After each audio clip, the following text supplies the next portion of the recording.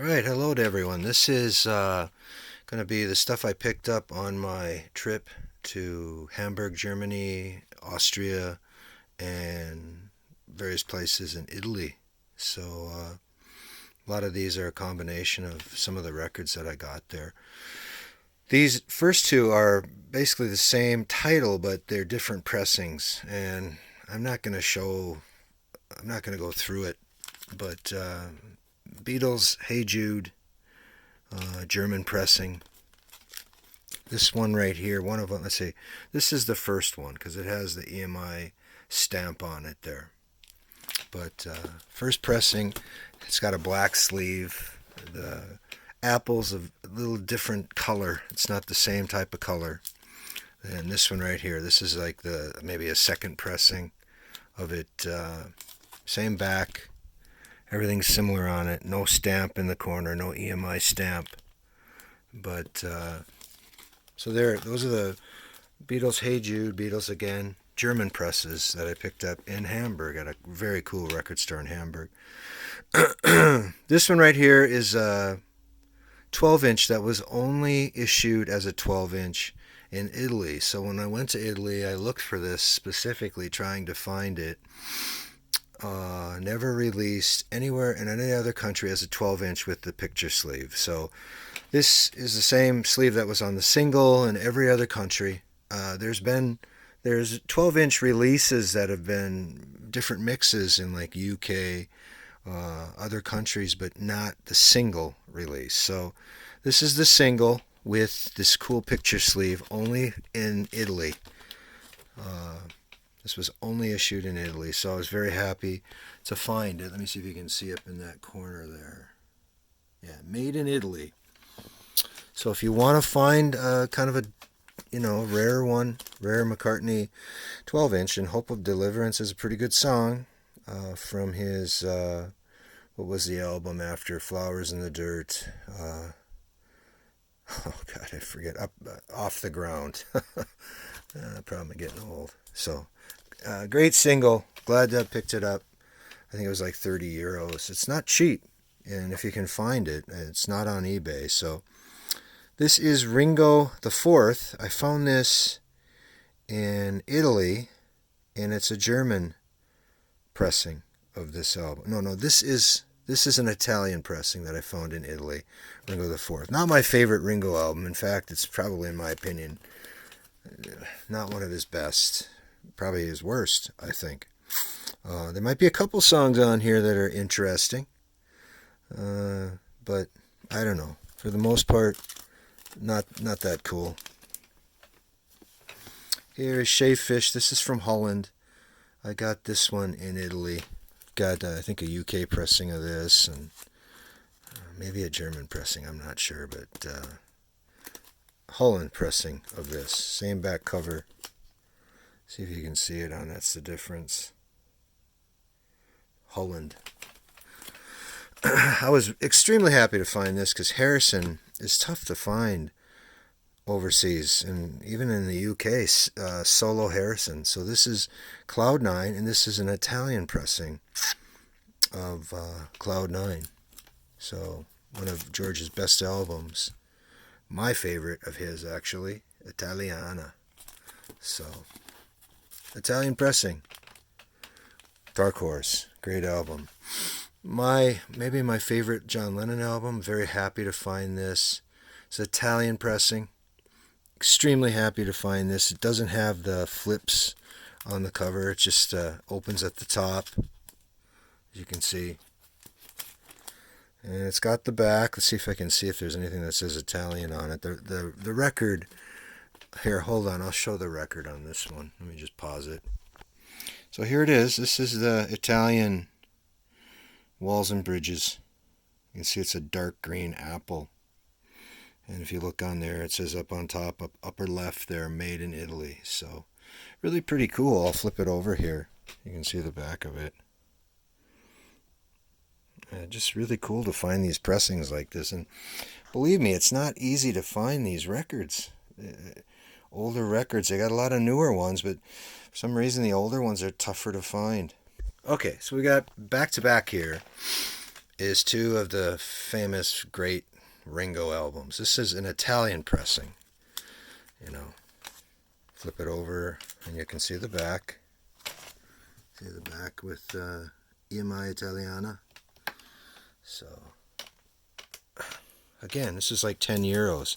The solo records are really cheap when you can find them, and it's in great shape. I played it, it sounds good. So I was glad to add that. This is one I picked up in Hamburg. This is a German pressing of it. I have a UK pressing when I went to the UK. You can see on the bottom there, where can I find it there? Germany, printed in Germany. So this is, and it's got the book. Both of them have the book, which is great. And they're both really nice pressings. This was, I think, 10 euros also. Now this right here is a rotogravure. It's either German or Italian. See if I can find it. I looked to make sure it wasn't American, but it's either German or Italian or UK. German or UK. And I didn't have either of them, so I think this is a UK pressing of Ringo's rotogravure. So you always got to be careful because you go over there and there's some US pressings you'll find, and why would you want to buy a US pressing over there? So here is all this in World War II. This is again unique because in America this came out in a box. Over in Europe, Great Britain, I picked this up in Hamburg, Germany, for like, I think this was like 3 euros, believe it or not, which is maybe about $4. It's just a gatefold sleeve over there. There's a little poster inside of it. You can see the back of it here. Just the same stuff on the back as we have in the American box, I think. But yeah, ours came in a box. Theirs just came in a gatefold sleeve. So it's unique to European countries. On a different label, actually, too. I'm not going to take it out. There's another one I picked up at actually a bookstore in Hamburg that I went to. Kind of like a Barnes & Noble, but only a little smaller. And they had records in there. So I've seen this before on Amazon. And this was the only record in there. It was 12.99 euros. So not expensive. Maybe $15 for a double album. And it's got 4 sides. A lot of songs on there. Haven't cracked it open yet. You can see the stuff we got on there. Great group of songs that the Beatles sang that belong to other artists. So a nice little comp of old-time artists that they put together with original singers, original songs that the Beatles copied. Now here is a beautiful mono third pressing, Parlophone UK, that I found in Hamburg. So this was a little expensive, but I thought, you know what? I'm going to get this one. It's got the flip back tops and sides, so had to pick that one up. Beautiful. Listen to it, sounds great. Here is an Italian Beatles for sale that I found. You can see the cover is a little different. It's a stereo pressing and got a great cool back. I'll actually show you the label on this one. Here's the label. Unique Parlophone label from Italy. And I bought this in Rome. I think the place was called Radiation Records. It's by the Colosseum. So just a very cool label of that album. All right, continuing on. This is Wings' Greatest Hits. This is a German pressing that my friend Bernd gave me. And it didn't include the poster, but it was still very, very nice to have this. The vinyl looks great. Very happy to add it to my collection. Like I'm trying to complete the German and UK and Japanese pressings. Might be quite a feat, but this is another album that my friend Burns gave me. He's a friend from Germany. We're very close, and we were born actually on the same day. And He was 1 year earlier than me. So this is, I think this is a DMM, Digital Master. Yeah, Digital Middle Master recording from, I think, early 2000s when this one came out. It's got the Apple label. This is not the reissue, but these sound fantastic. So this is not the last reissue that they did in, what was it, 2009, I think, 999. Here's a McCartney Tug of War that I picked up in Rome. This is an Italian pressing. There you go. You can see the back of it. I think the bottom's a little different. See on the bottom right there. Made in Italy. So another one of those, you got to pick them up if they're unique. This one right here is a Philippines pressing that I found in Rome. It's got a different label to it. But yeah, I've got a group of Filipino albums I've collected too that I still need to nab. And this is a Filipino pressing. The label's a little different. It's a Parlophone label with a couple different stamps on it. But yeah, there you go, Filipino. That's kind of unique part of the sleeve. Now this one right here I picked up at an antique shop in Salzburg, Austria. And the vinyl is not perfect. You know, there is some slight wear to the surface, but I played it today, and it's a mono second press of this album, and it sounds just fantastic. Probably one of the best sounding Help mono pressings that I have besides the reissue. But yeah, it's just it's got a little staining on the side there. But yeah, for a second press mono, it sounds great. Very, very good depth and sounds great. So here is Mary Hopkins' first album that Paul was heavily involved in.